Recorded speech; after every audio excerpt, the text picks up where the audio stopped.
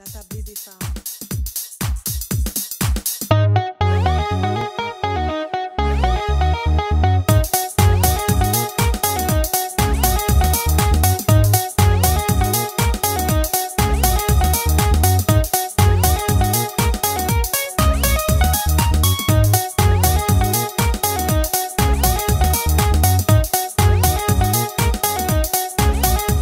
Bonsoir tout le monde et bienvenue à un autre épisode de la tablée des femmes. Donc notre sujet ce soir, c'est un sujet qui est très peu connu mais qui gagne à être connu. Nous allons parler de la maladie du lupus. Et nous avons comme invité Maëva Vincent. Bonsoir Maëva. Bonsoir. Ça va bien? Ça va et toi? Ça va bien, merci. Merci beaucoup d'avoir accepté notre invitation. C'est avec plaisir. Donc on va cheers parce Oui. que la coutume à la tablée des femmes c'est de cheers avec nos invités. Donc cheers on that. Yes. Juste avant de rentrer dans le vif du sujet, j'aimerais ça qu'on puisse, en fait, que je puisse te présenter. Ouais. En fait, Maëva, il y a 5 ans, sa vie a, je peux dire, basculé parce qu'elle a été diagnostiquée de la maladie du lupus. Et elle a voulu s'informer de ce qu'est cette maladie-là et elle a découvert que le système médical était pas adapté à cette maladie et les gens étaient très peu informés. Donc toi, Maëva, elle a décidé justement de se lever et de se renseigner et elle a créé une page Instagram Lupus Montreal pour justement nommer aux gens puis décrire aux gens qu'est-ce que le lupus. Exact. Donc Maëva, juste avant que je puisse te poser les questions sur qu'est-ce que le lupus, est-ce que tu peux te présenter brièvement parce que t'es une femme, t'as quand même t'as un emploi et tout, donc est-ce que tu peux nous présenter brièvement qui es-tu Maëva?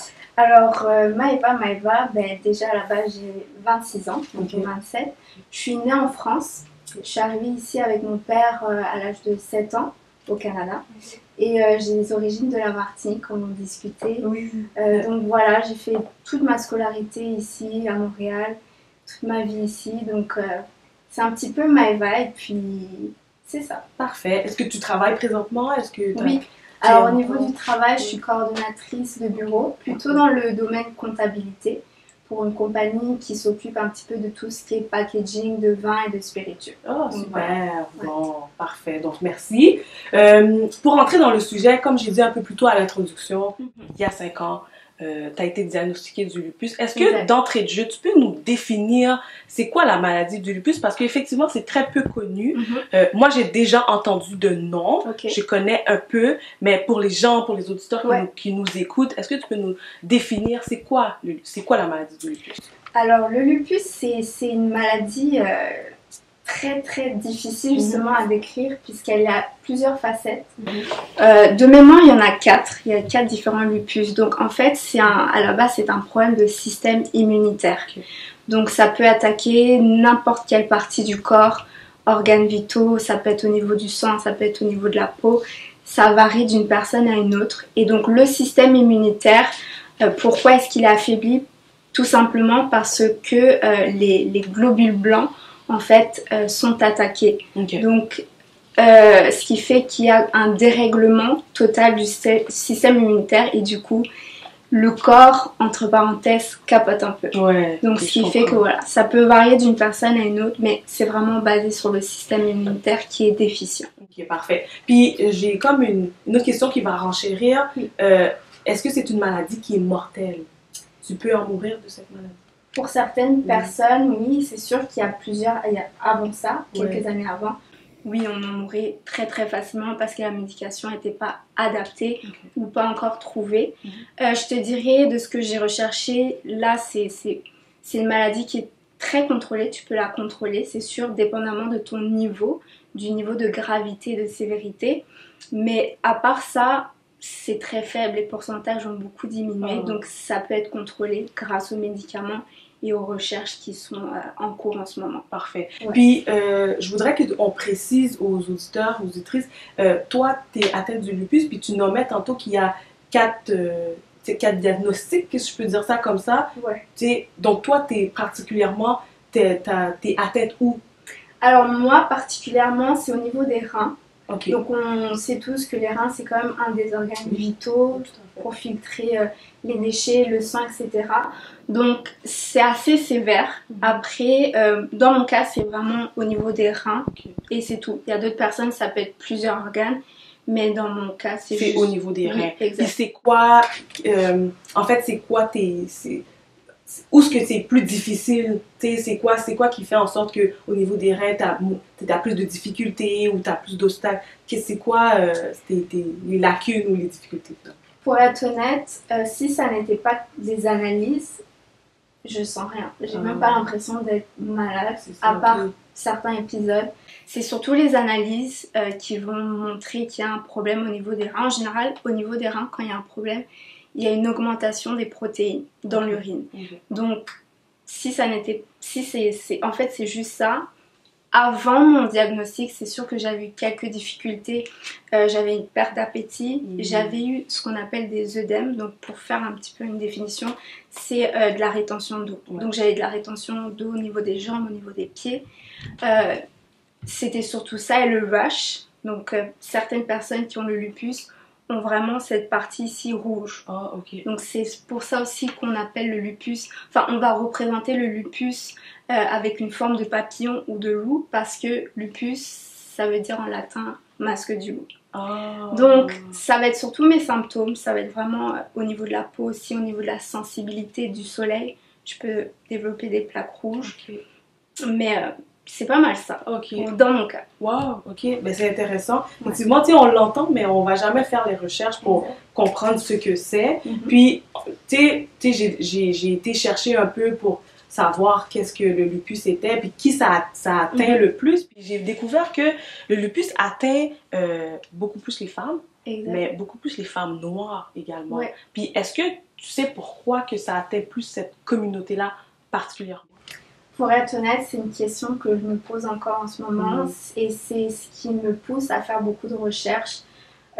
C'est une question qui reste encore, même je pense au niveau des médecins, encore en suspens. Donc c'est ce qui m'intrigue le plus. Donc je ne sais pas si c'est au niveau des gènes, je ne sais pas si on est prédéterminé, prédestiné en tout cas à développer cette maladie, mais c'est encore une question que je me pose moi-même. Donc je ne pourrais pas forcément élaborer sur ça. Mais est-ce que tu voudrais justement, via ta page, là je saute des étapes, là, mais via ta page Lupus Montréal, est-ce que c'est ça que tu voudrais démontrer, de nommer comme quoi que le lupus atteint beaucoup de femmes noires? Parce que je pense que c'est une information que très peu de femmes savent.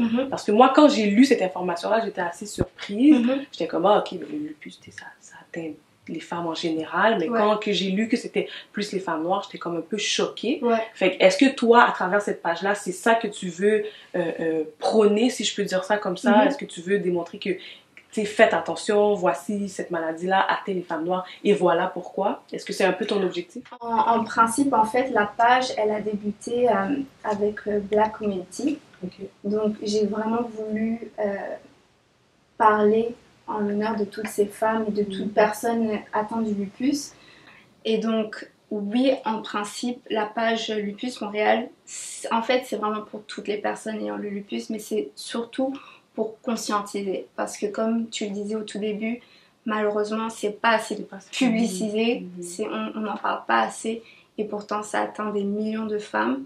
Et puis, oui, en principe, lever un peu le voile et mettre en lumière que oui, les femmes noires sont un peu plus atteintes.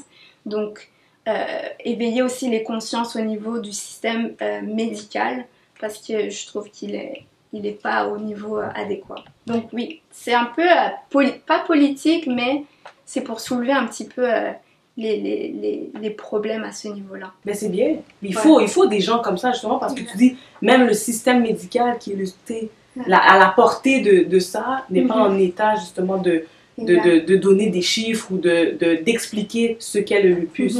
Puis, je voulais savoir, plus personnellement, quand tu as été diagnostiquée de cette maladie-là, comment que tu as vécu à cette annonce-là? Comment, c'est ça, au niveau de ta réalité, comment ça s'est passé? Puis, est-ce qu'au niveau de tes projets, ça a dû être en suspens? Est-ce que tes projets ont tombé à l'eau?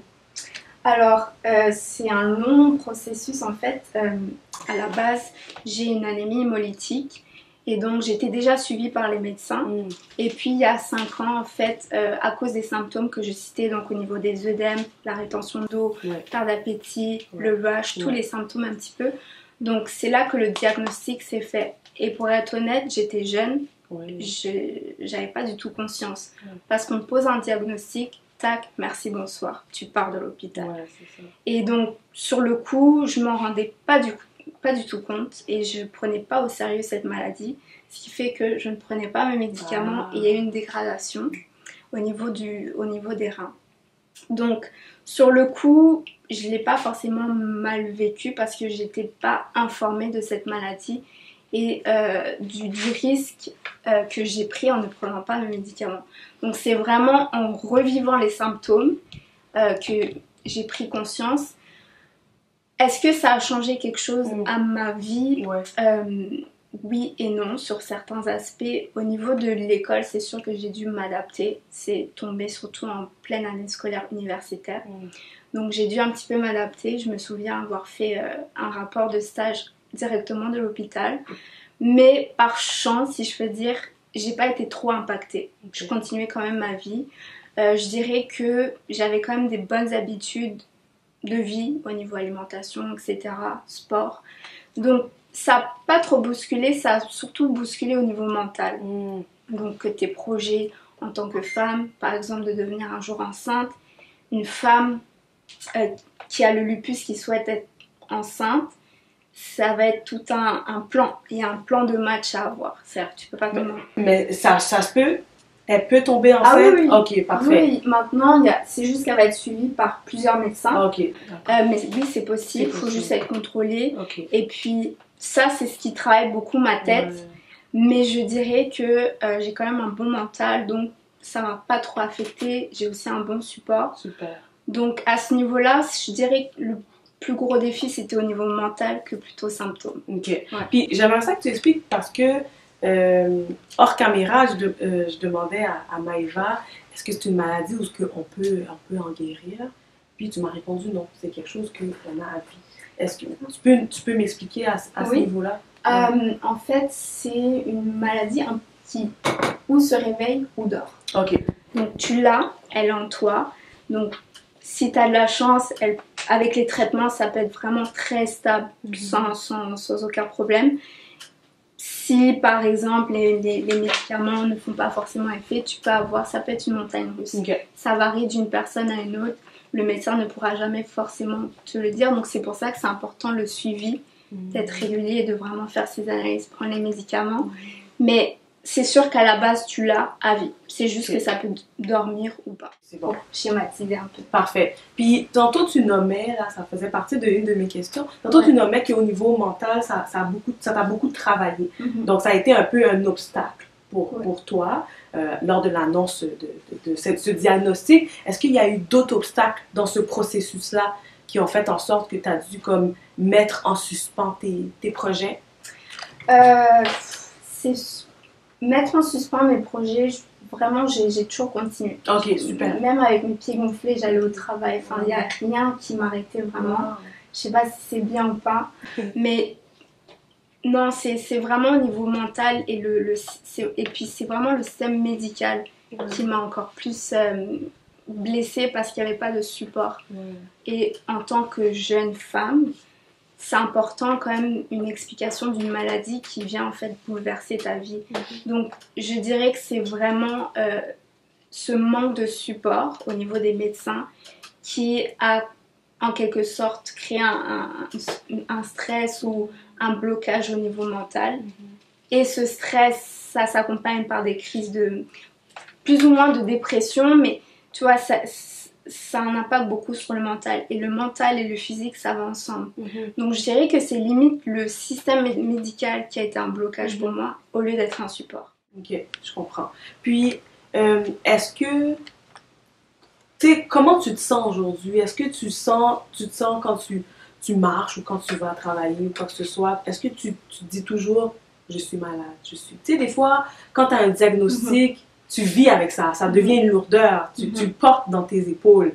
Est-ce que toi, c'est comme ça que tu te sens, ou tu te dis, non, je suis positive, oui, j'ai peut-être la maladie, mais cette maladie-là ne m'atteignera pas, au sens où je veux pas qu'elle devienne un fardeau pour mes projets ou pour ce que tu veux accomplir dans la vie.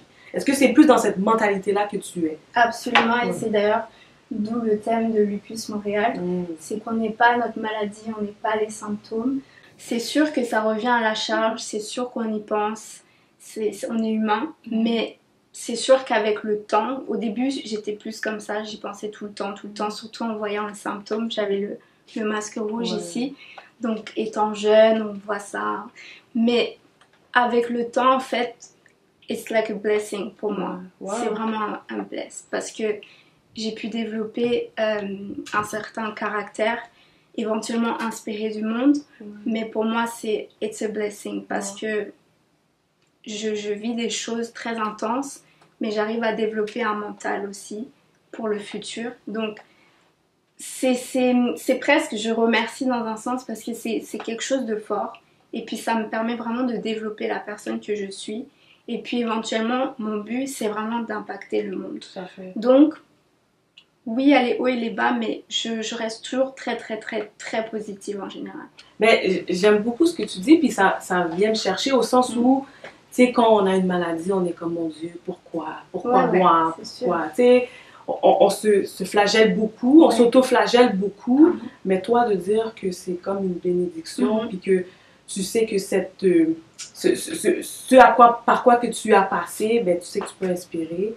Mais je trouve que c'est une belle mentalité à avoir, puis ça peut impacter aussi d'autres personnes qui vivent qui vivent des difficultés, qui vivent des choses, ou qui, oui, effectivement, vivent des maladies. C'est super important le mental, parce que, bon, moi je crois dur comme ferme que le physique et le mental vont de pair, mais c'est aussi comme un coup de poing aussi au traitement que tu prends.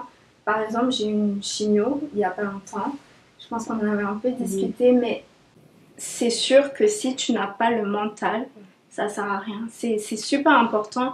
Même si tu travailles des épisodes très difficiles, il faut que tu gardes ton mental, parce que ça aide ton traitement. Le positif attire le positif. C'est vrai. Donc, c'est très important. C'est vrai. Puis je veux renforcer dans ce que tu dis, tout est mental. Hein? Absolument. Tout est mental. Fait effectivement, si tu es positif, si tu penses comme quelqu'un qui est gagnant, qui a la victoire, ben, ton corps réagit à ça. Fait que je suis totalement d'accord avec toi. Puis petite parenthèse, donc tu as des traitements de chimio, si je comprends bien? J'ai eu, donc pendant 3 mois, donc j'ai eu une chimio. C'est pas la grosse chimio, il y a différentes formes de chimio. Dans mon cas, c'était à plus basse dose. Donc une chimio, ça va vraiment donner un coup au lupus, à la maladie. Ça va, je réponds très bien. C'est sûr que j'ai toujours des traitements, c'est des traitements que j'aurai à vie, qui viennent un petit peu stabiliser les choses, mais Wow, super. Dernière question, je voulais juste savoir, comme on a parlé depuis tantôt, c'est ça, ta page Lupus Montréal. Je voulais juste savoir, pour que les gens puissent aller s'informer, puis puissent suivre ta page, parce que j'invite les gens à suivre ta page. Qu'est-ce qui fait que ta page est différente de si je vais sur Internet pour aller chercher la définition de c'est quoi le lupus? Ben, c'est que on s'attarde pas que au lupus. J'ai regardé beaucoup de pages, surtout Instagram, de lupus, et c'est beaucoup des choses, pas morbides, mais on nous rappelle que tu as la maladie.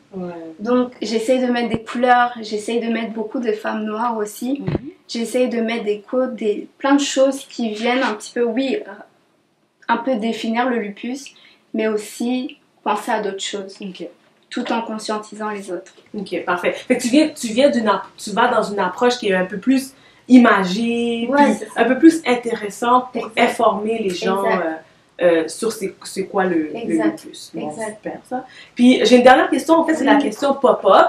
C'est un nouveau concept qu'on a à la table des femmes. Donc, outre que ta page Instagram que tu as déjà mis en place, puis tu parlais tantôt là, que tu es quelqu'un qui veut impacter les gens, comment que tu entrevois ton parcours en tant que femme qui a cette maladie-là? Est-ce que tu aimerais ça faire des conférences? Est-ce que tu aimerais ça, je sais pas moi, écrire une recherche sur la maladie du lupus? Comment que tu vois ça? C'est sûr, à long terme, déjà, je trouve ici, c'est une porte d'entrée déjà, d'être invité ici. Mais c'est sûr, à long terme, éventuellement, pourquoi pas des conférences, je ne sais pas comment, mais je veux dire, tout est possible. En tête, un livre, éventuellement, on ne sait pas. Mais c'est sûr qu'il y a plusieurs idées en tête. On m'a déjà proposé une association, de développer une association. Ça, c'est une autre étape. Ça n'existe pas, l'association de la maladie? Pas à ma connaissance. Wow. Bon. Donc, ça serait éventuellement une étape à franchir. Donc, beaucoup de choses en tête. Mais je pense un premier pas, peut-être, oui. Déjà, créer une communauté et peut-être une association, ça serait quand même intéressant pour être un peu la référence. Parce que j'aimerais vraiment que ces personnes qui ont le lupus puissent se dire « Ok, peut-être mon médecin ne me convient pas, mais j'ai peut-être une autre alternative au niveau moral, au niveau du support moral. » Psychologique. Ouais, exactement. Wow, c'est beau. Écoute, Maëva, t'es une femme inspirante. Tu sais, j'aime t'entendre à travers ce parcours-là, à travers ce processus-là dans lequel que tu vis. Tu aurais pu juste baisser la tête, puis juste être découragée, de dire bon, je vis avec une maladie, donc écoute, c'est ça, et puis hein, on vit avec, mais tu as décidé de te lever, tu as décidé d'inspirer les gens, tu as décidé d'être un modèle pour les femmes noires notamment, parce que c'est une maladie qui touche beaucoup les femmes noires. Donc, écoute, au nom de la Tablée des femmes, moi je te souhaite que du succès. Je souhaite vraiment que ça soit une cause qui soit entendue. Puis tantôt tu parlais d'association. Je souhaite que cette association-là puisse produire, parce que je pense qu'on en a besoin. Puis on est beaucoup dans le mouvement pro-black, blackness, Black Lives Matter and everything. So je sens que c'est dans ça qu'on s'en va. Puis on a besoin de ça, on a besoin de personnes qui puissent produire ce genre de choses-là. Donc, Maëva, chapeau. Merci encore une fois, cheers. Cheers. Puis bonne chance, bonne continuité et lâche pas, garde cette belle. C'est gentil. Merci beaucoup. Donc, à la prochaine.